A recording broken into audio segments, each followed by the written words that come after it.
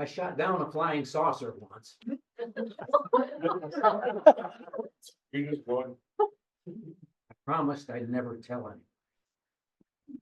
And I never did.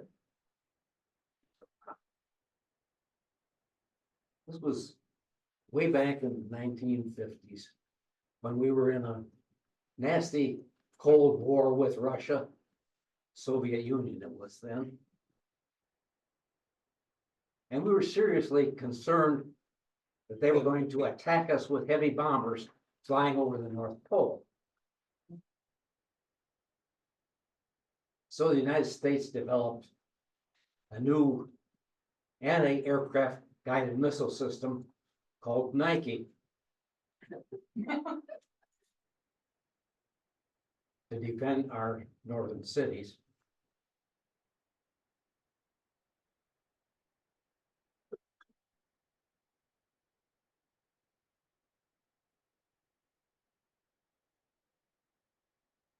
I was a newly commissioned second lieutenant in the United States Army Artillery, and my first assignment was to one of these newly formed Nike anti-aircraft missile battalions. And they sent us down to Fort Bliss, Texas for training to learn how to shoot down airplanes with guided missiles.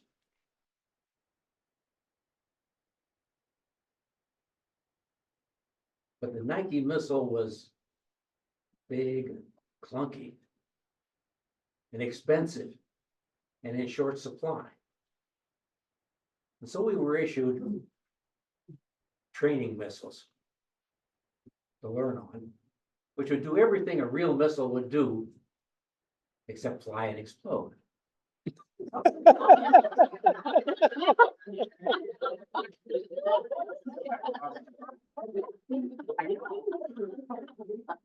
We practiced tracking real airplanes with our radars. There were plenty of airplanes flying out of the nearby airfields. And we pretended to shoot them down with our pretend missiles.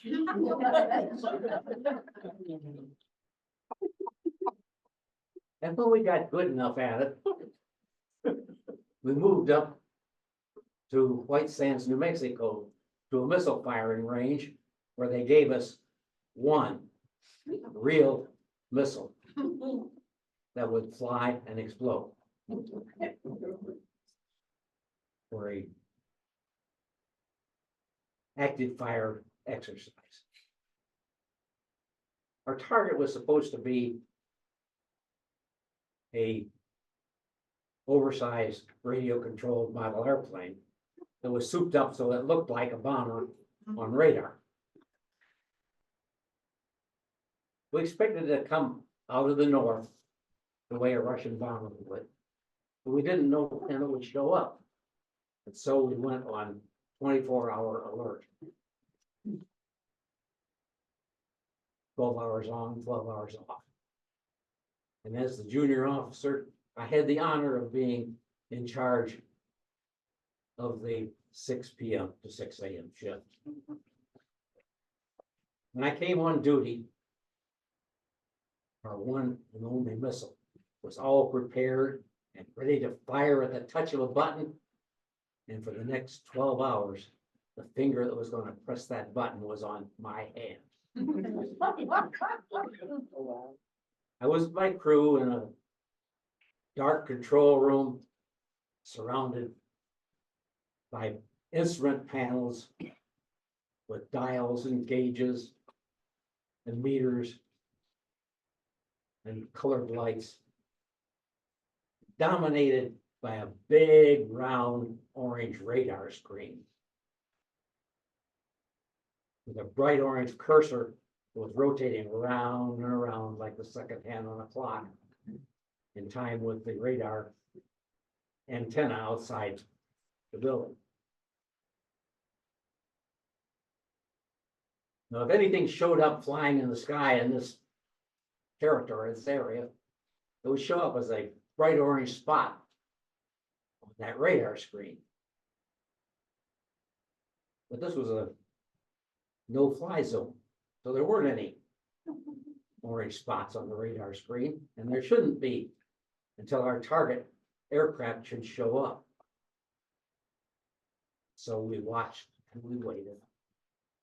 And the time passed, and that orange cursor went round and round, leaving a slowly fading orange glow behind it. 8 o'clock, 10 o'clock, midnight, 2 a.m.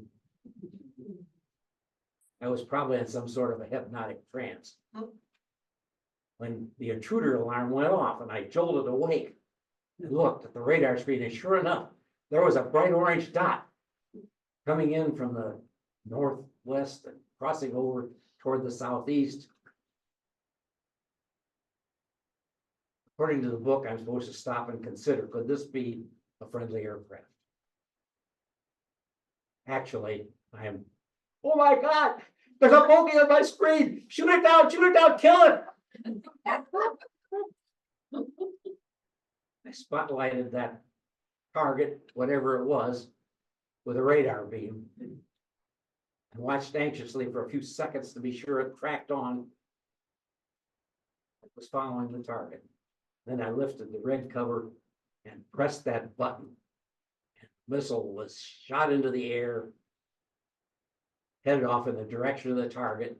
We watched anxiously as the closing distance meter clocked down toward 0, and we heard the explosion.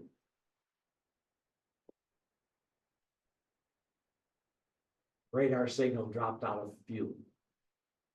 Mission accomplished.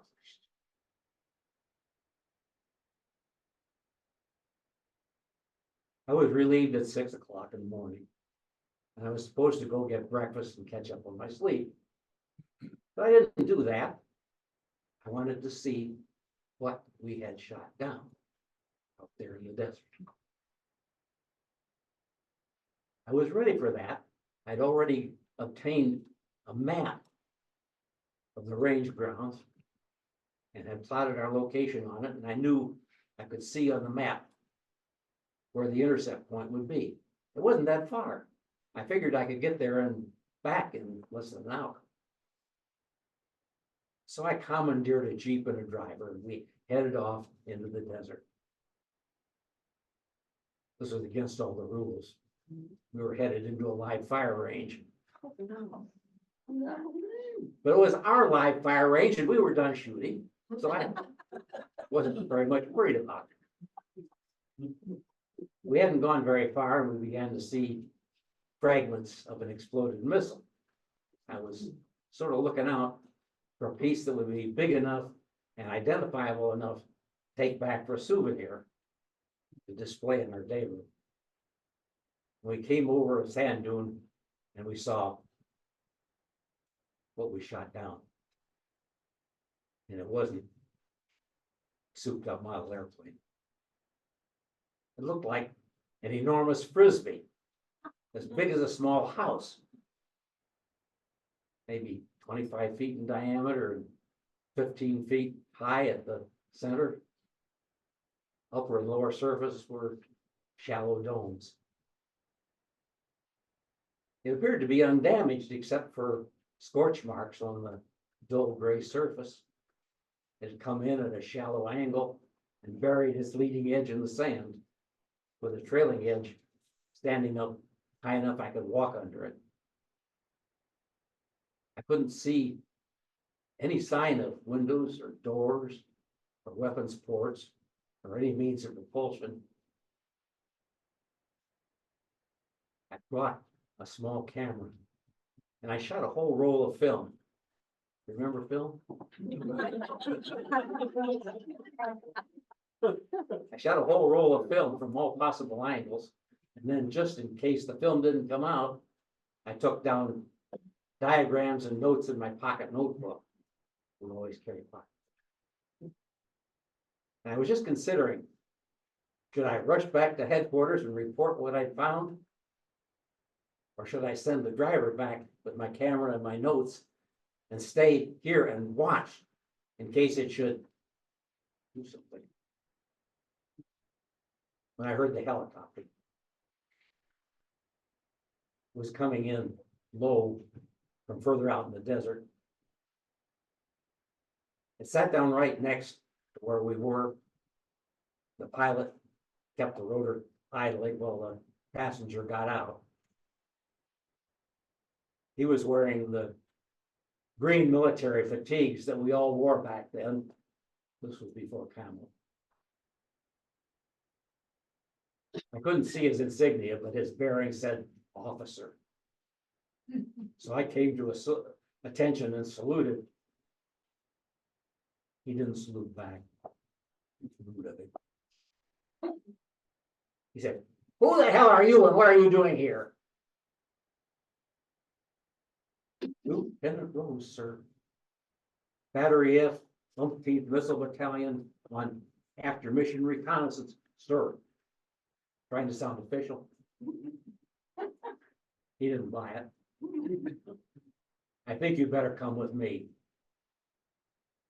He waved off the helicopter and got into the front seat of my Jeep next to the driver.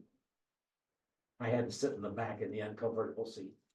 The helicopter took off and flew back the way it came, and we followed in the Jeep. After a while, we came to a compound surrounded by a chain link fence. I could see several long, low, one-story buildings, a tall radio tower, and a rotating radar antenna.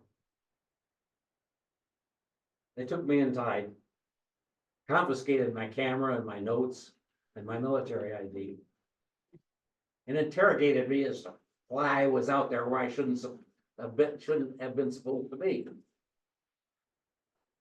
They kept me there incommunicado for several days, without so much as a change of underwear.